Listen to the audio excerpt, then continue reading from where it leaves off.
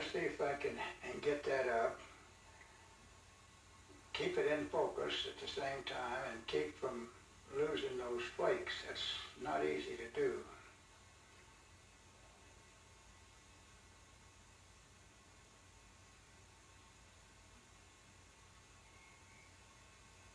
Well, maybe so this time.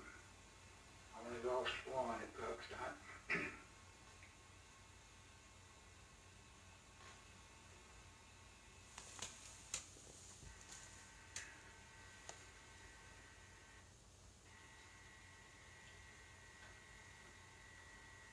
Uh-oh. Well, of course, they're all going to fall off anyway. Now, you notice that the flakes, including all the little bitty pieces, remain in place right where they were detached. Also, the flakes will remain in the pad, and all you have to do is just dump them in the wastebasket.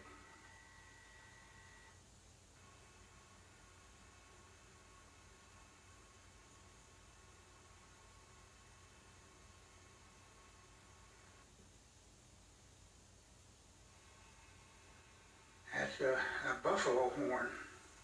A pink buffalo horn? Well, some of my good buddies say they've been seeing pink elephants here lately, so why not? Well, actually, this is a molded fiberglass replica of a horn, and it is tipped with a piece of buffalo horn, so in effect, that makes it a buffalo horn. Now, of course, even if the pink buffalo is an endangered species, I'm not really worried, because you see, I have a white one, okay, I have a gray one, and I even have an aluminum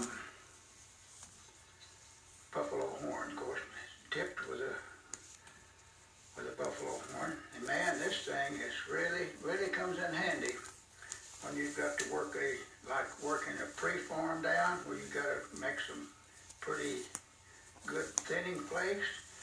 Get that in there, get that those legs to work in, get that leverage in there. Boy, you can do a lot of pretty heavy work with this thing. All of this is courtesy of one old bull bison. And I bet he was pretty old from the looks of this. You see where I've been cutting off pieces. And also, it's courtesy of a buffalo ranch down south.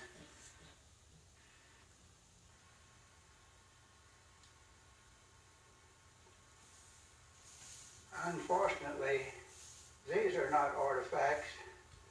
As a matter of fact, at age 80, of course I'm not an artifact, but I bet that makes me about the only antique here at this time.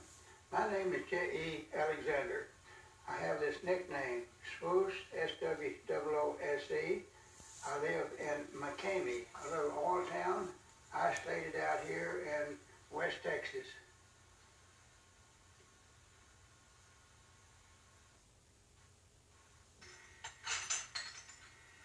I call these monstrosities. Of course, they're very modern. In fact, they're also very new, no more than like 2 years old. Well, with the exception of two. This one and this one. These two were left over from way back about 1951-52, and of course that makes them what, about 40, 45, maybe 45 years old.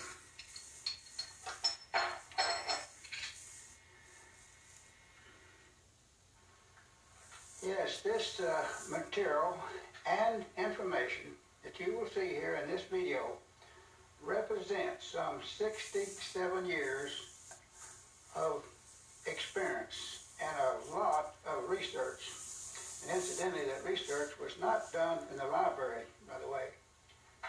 Now, the purpose of this video is to pass along to whomever, but I will be focused more on the napper, simply because he will probably be the one that will be more interested in this.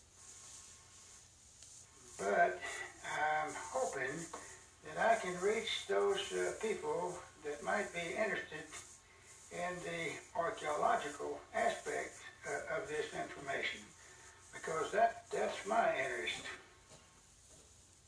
Most of the scenes that you will see here was taped about as much as 3 years ago, and it's from a video that it has been on the market now for about 3 years, and still is, and it's sold and distributed by the Texas Cash magazine, what was of San Angelo. It is now been moved to Ingram, Texas, a little town near Kerrville off of I-10.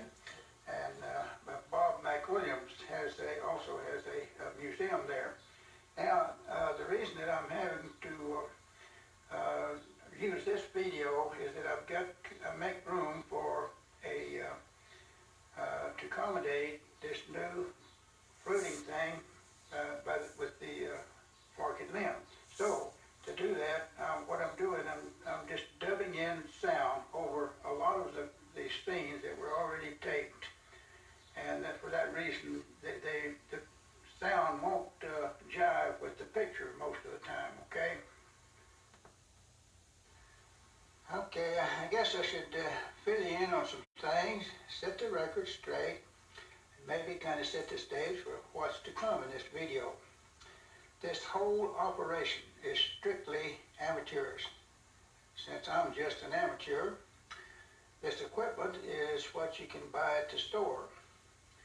And in making these videos is strictly a hobby with me.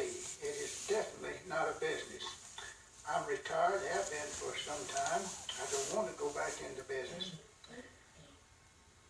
And so I guess since it is a hobby, I guess that makes it legal to give it away if I want to, huh?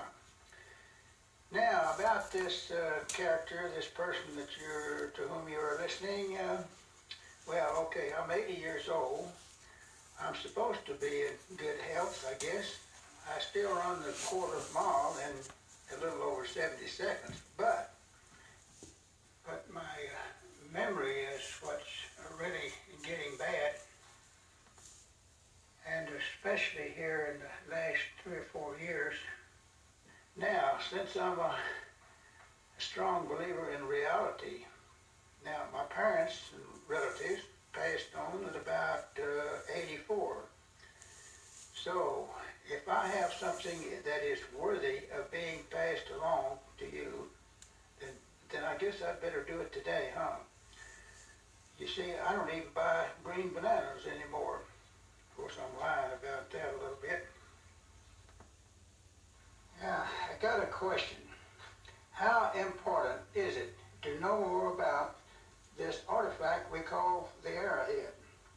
Is it not true that this is the most sought after, by collectors, museums, and whomever, and is the most depended on by the professionals, in their digs and sites and so forth?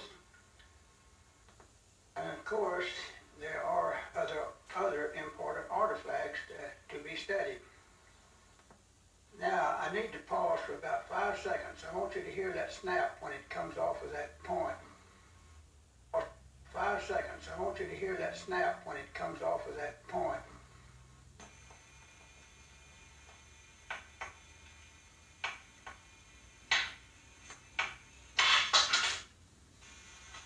Whammo. That's enough. Now, the rest of that experiment with the fruiting with the forked limb will come later in this video. Now, for the main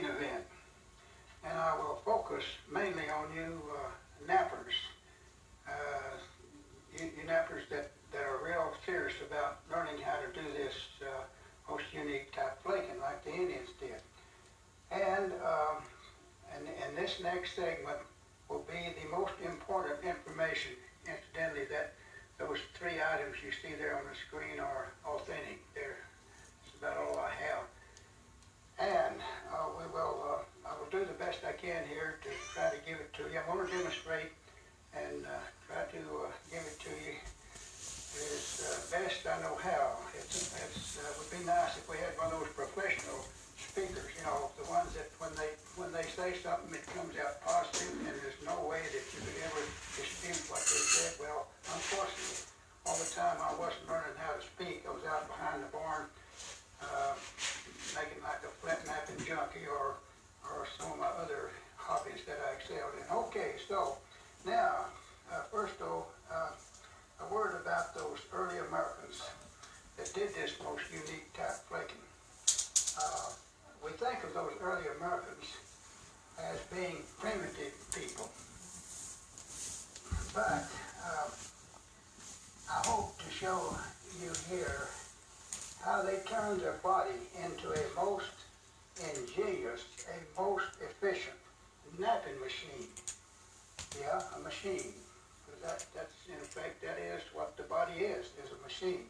Now these guys were engineers, scientists. In fact, old Henry Ford didn't have anything on these guys. Of course, I shouldn't have to tell you about the machine because you have one. In fact, all human animals were supposed to come equipped to assemble one of these machines. In fact, the machine, our early Americans, the earliest we know of the clothes, they didn't invent the machine. In fact, it originated way back, say, about 2.5 or 3 million years ago. There was the Australopithecus, the Homo sapien, Homo erectus, and then the Neanderthal people. They all had this machine. However, the earlier ones, their capacity that contained the computer wasn't very big, but nevertheless, it has been improved down through the ages through the process of evolution. Sorry about that. My voice conks out on me here quite often. So now I have to go to my studio number 2 here, and I'll see if I can warm up something here to do this demonstration here, okay? Of course, since time is of essence here, but I do have 2 or 3 things I need to explain about this flint knapping machine that these early Americans constructed from body parts, okay? Now, because there's a couple items here that's very important. Now, let's say that this is about pressure flaking, in this case by hand. Okay, pressure is the name of the game. In this case, with this type of flaking, it does require pressure, and a whole lot of it. Power, you need power to produce this pressure. And this machine is certainly capable of doing that. That's why I want to show you. Okay, first, place, of course, the body has, of course, first you need a fuselage, and then you attach these 2 legs. You hinge these 2 legs at the pelvis in such a manner as to produce a leverage device. You could call that a pressure multiplier because that's what it does. And like I say, it does take pressure. Okay, so we got the 2 legs, and this is your power supply. It is your motor to this machine. And of course, then you've got what? You need a couple of arms, right and left. Okay, then you a couple of arms with hands attached. And each hand is supposed to have come with 5, let's call those grippers, since this is what we have to do here with these gadgets, is to grip, and that's what it takes quite a bit of in my case. Okay, each hand comes with 5 grippers. Unfortunately, mine came with 2 missing. Now, I complained about it to the factory, but they said, no, it was on the invoice, they were shipped, but of course I was trying to get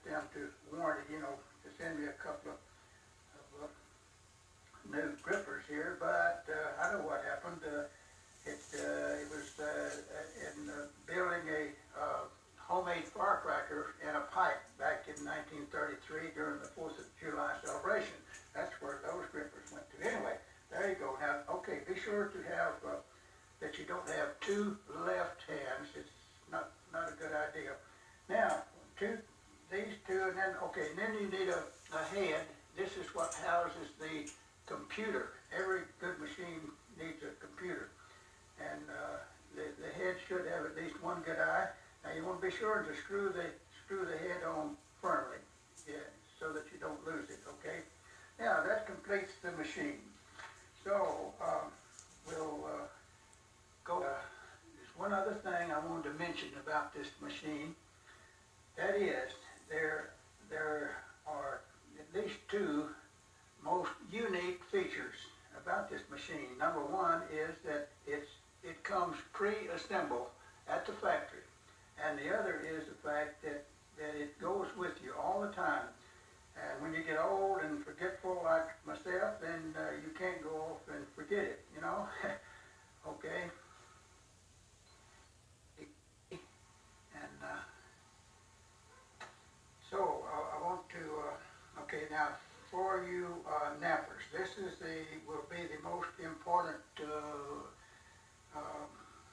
maneuver that I will demonstrate here for you nappers. If you are a person that wants to really learn how to do this, and if you have ingenuity, well, actually, you will see one flake, make one flake, and that would really tell you the whole story. But now there's going to be other demonstrations through this video that I'll be going through this. But right now, okay, let me do this. Okay, I'm going to use my trusty, even though it's an aluminum casting. I showed you that that is a buffalo. In fact, this is the real buffalo African, but then I used the regular, as I showed you at the beginning there, the bison. Okay, let me see if I can make one flake and then we'll talk about it, okay? Now, okay, very important is this power. Like I say, pressure. Pressure is the name of the game, and we need to produce quite a bit of it here. Let me see if I can, get these legs working. Put that tool right on I got one platform there, maybe. Let's see what happens. Okay, now, I want to keep that pressed up against this pad. This is one of the most important things about flaking. It is the damping effect that we'll go through 2 or 3 times before this thing is over.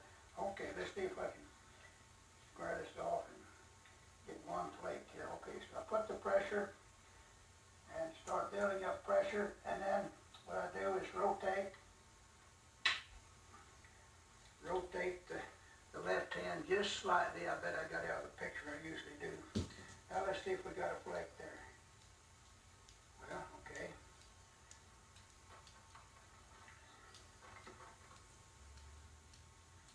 There's some more of it. Yeah, okay. Pretty good little flake. Now, here is this, of course, now you don't have to maintain a parallel flaking pattern. Maybe even like this. This is not too good, but anyway, this is the kind of a ripple pattern. You don't have to maintain that to take advantage of the science and the physics and all that's involved in this one maneuver. Now, okay, you saw that one flake. Let me explain some things right now. In this video, unlike the one that's on the market, it's been on the market for 3 years, I didn't challenge anything or anybody on any theory. And in this video, I will challenge 2 theories. One, of course, will be the deer antler tine. Now, I'm talking about the tine, not the deer antler, to do this type of work. I wouldn't be doing this, wouldn't be making such an effort to pass this, to do this tape and pass it along if it weren't for one reason.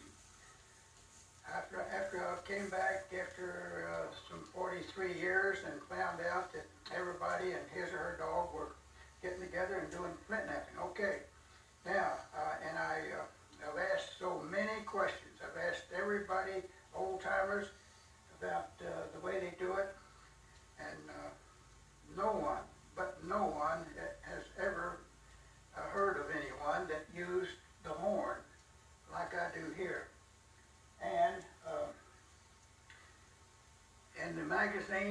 printed material that I read, even in the professional books, say, well, it was the deer antler tine.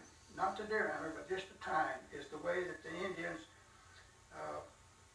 did their pressure flaking by hand, okay? And this is the reason that I'm doing this.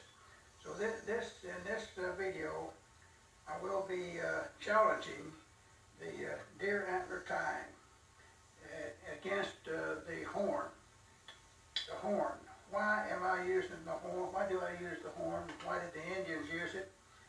Well, to start with, let me tell you, it has the most perfect characteristic. It has what I call, what I call grabbability, but at the same time it has resonance. It has elasticity and kind of rubber-like, but it is tough, and this is very important, because the idea is to get that, press that tool into that, into your preform, get that preform to embed itself just slightly into this horn. And then when you get a good bite on it and you build up all that pressure, it does take pressure. So then you rotate just slightly to the left, and this is kind of a prying action, like a can opener. And it starts that flake, and that's the big thing here. The real work is to get that flake to start. And once it starts, then it's going to do whatever it's programmed to do. Okay, let's see if I can make one more. Okay, so I dropped the horn. Now let's see one more.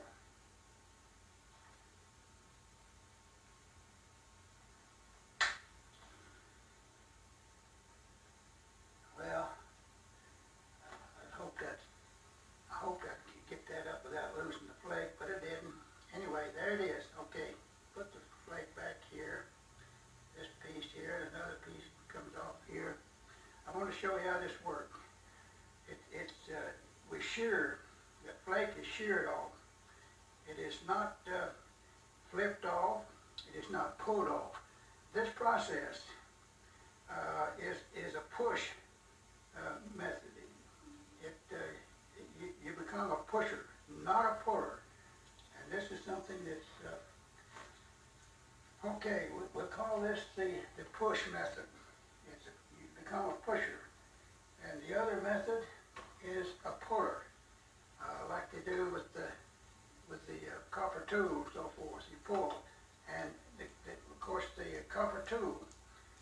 In the first place, the copper tool is limited. It does beautiful work, most precision work, but at the same time, it's very limited. But even the deer antler tine, I don't know how this has been overlooked for all of these years, because it just simply does not do the job. You can't hold on to it. You'd never be able to push that in and to get that pressure, to push it into that tool this manner. You have to pull it off. Okay, now here's something. Okay, if you could build up enough pressure with your machine here, with this power machine, power that you can, if you could build up enough pressure to make a decent flake, what's going to happen when that comes off? I'm not going to show you because I know what that. When it comes off, this point can drive into your hand, so that's why you can't use this tine in that manner.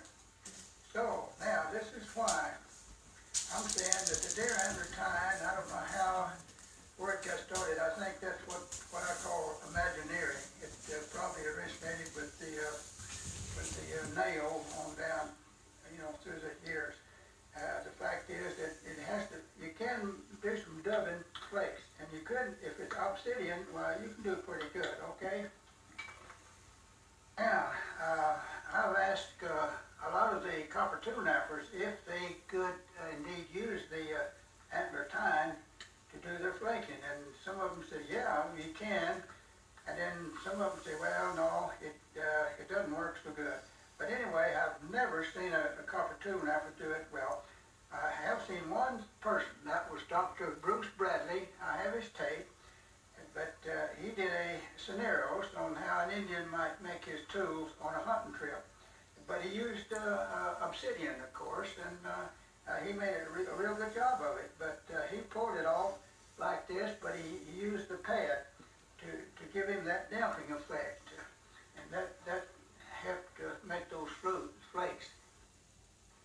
Well, I'll show you some drawings here of the parallel flaking technique. Now, and parallel flaking was not only the most unique, but it's also the most efficient way to pressure flake by hand. Now, the people that did this, that perfected this, was of course, the Angostura, the Allen, and the Missouri Yuma, and a few others. But and actually, I don't think they're the ones that invented it, because I think it started way back in the Clovis people. I've seen some beautiful parallel oblique flaking that was made on the Clovis. Of course, most of the Clovis was made by percussion. But anyway, this is what this drawing here is to show, is to how that parallel flaking technique, or how it works, and why it was so efficient. Of course, that's the Clovis point there. And these Clovis people, of course, don't want to take anything away from them, but the Allen and the Angostura and the Missouri Yuma is the ones that really perfected this. Okay. The fluting process was so simple in comparison to this parallel flaking technique.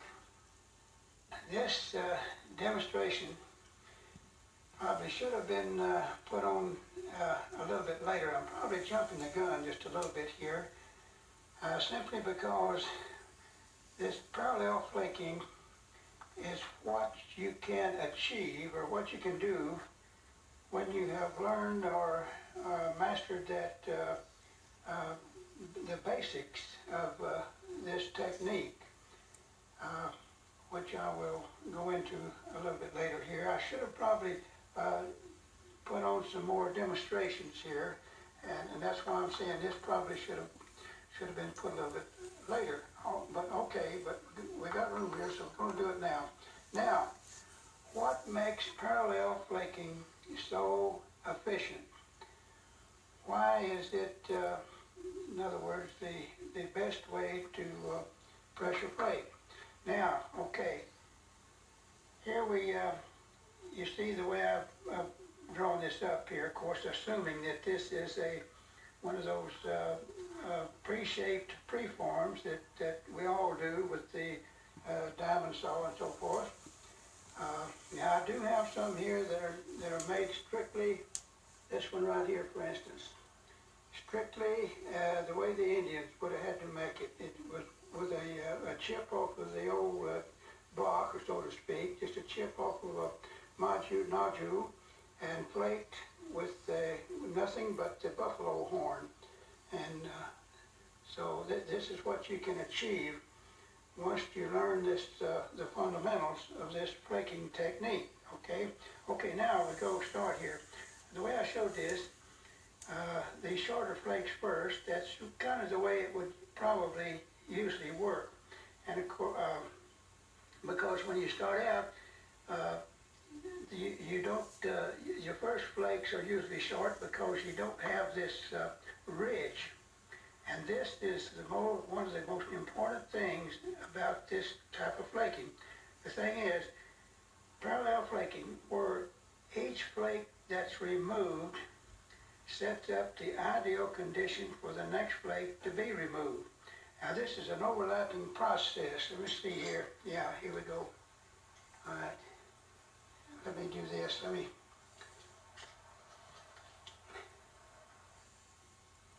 Okay. I had to put this green thing down here so that my camera wouldn't try to focus on that white sheet. Okay, here we go. I'm not prepared. Never prepared here to do this. It's not rehearsed. Okay, so here we go. Here's the overlap. It's an overlapping process. See the way these flakes are overlapped? I did this by taping a preform and then flaking it and catching those flakes. This thing is, 2.5 years old. I've demonstrated quite a bit. It's amazing how that masking tape has held on. But you can see how each flake has overlapped the other. And this is what creates that ideal condition for the next flake to be removed. In this case, here it is. Okay, here's your overlapping process. As you see, these flakes here are a little bit narrow. This is the wider one here. As you can see, this is the last flake that came off. So the next flake that comes off will be about where I put these marks. Okay, here's what makes it work. You leave a backbone, a ridge, and that's to support that next flake that comes off. And this is what is so important. And of course, then you have a platform here. This is where you put that horn and push, okay? And you shear that flake off. Now, of course, there is something else here I'm not showing in this that I will later. It's the damping effect. And that's where the pad in the hand, you hold that flake down and force it to remain to cause that flake to carry all the way over. And this was, of course, that's going to be the #1 key to this process. And what really makes it work is this damping effect that I will show you in another drawing. Okay? Yes, I have something here that I would like to pass along at this time. You see, I made the remark that I couldn't believe that this method, the way the Indians used this horn, we'll call it the push and shear method. I couldn't believe that this method has been overlooked by the modern people for so many years. Well, there is a good reason, and that is, you see this horn? It's, look how it's shearing off. See, this horn is well, it's pretty old, but it's been inside, and look how it's shearing off. That means that it doesn't last very long in any condition unless it's frozen, okay? Because this is a flesh item, like your fingernails, toenails, the leverage of the legs, the added pressure that this combination here of the legs gives me that added pressure that you need in this type of flaking. Let me show you real quickly here. Let me turn it off. Hold this still. I'm not prepared, as I told you. I do not rehearse these, otherwise I'd have this set up there where it's steady. Okay, but this is a picture of a device. It's a leverage device that I made, it said about 1939, 38, 39, and I discovered that with this leverage device, you can see how much pressure that I can build here by squeezing that down and bumping that and knocking those flakes, and I found out that I could make flakes from here to China. Okay, but then I says, well, that's not the way the Indians did it, because these flakes were straight as an arrow, just as straight as they could be. But it taught me something. It taught me how to do parallel flaking, whereby each flake sets up the ideal condition for the next flake to be removed, okay? At the same time, then I said, well, okay, since I can't make long flakes by just pushing, whatever, but when I did this, I said, now wait a minute, if there's some way I can develop a system with the body whereby I can produce this kind of leverage, I can make those long flakes and possibly make them run over the surface. This is what I was looking for. So I said, okay, now wait a minute, I've got two legs. They hinge at the pelvis, just like this thing here does. If I can make that work as a leverage device, I can produce that extra power. And that's this was the, might say, the key, or the really the breakthrough back in 1950. When I tried that and found out I could do this, had that extra pressure, then that's when I found out, and it's when I discovered that I could chase those flakes over long flakes and do that thinning flake, okay? So this was actually really, is what really gave me the idea after some 20 years of struggling. So now you see, okay, this is why the added leverage with the legs is so important. And of course, you get up closer to the body, you get, that way you get more leverage, more power. Okay, that's 2. Now wait a minute, let's see. 1. Number 4. I'm not including parallel flaking, because this parallel flaking is the results, or what you can achieve when you learn, observe, and execute the other 4 tricks. And this is why I want to show you the 4 tricks. Okay, this is the 4th one. Then the most important of all, damping effect, they call it, or distributed back pressure, and I will, of course, we'll go into some drawings later, but I was going to show you this first. Now, the most important one, and this has to do with all types of flaking, percussion, pressure flaking. It's, in other words, what is good flaking? Good flaking is the ability to make long thinning flakes when needed. In other words, you don't always need them, but when you do, this is what this is about. And this is the most important trick of all, is to press that up there, hold it up tight. The tighter the better, so that you hold this thing. I don't have this, you're going to hear me mention that so many times, it's going to begin to sound like a beer commercial too. You hold that up against there, you force that flake to remain in place until it reaches its course. And by pressing it down and smothering it, so to speak, then you don't allow it to break off. And that's the big key, the number 1 key. Now remember, that is the key to good flaking, is to be able to hold that down. In this case, you do not cut a notch out of the pad here to allow that flake to go free. This would defeat the whole purpose of this trick right here.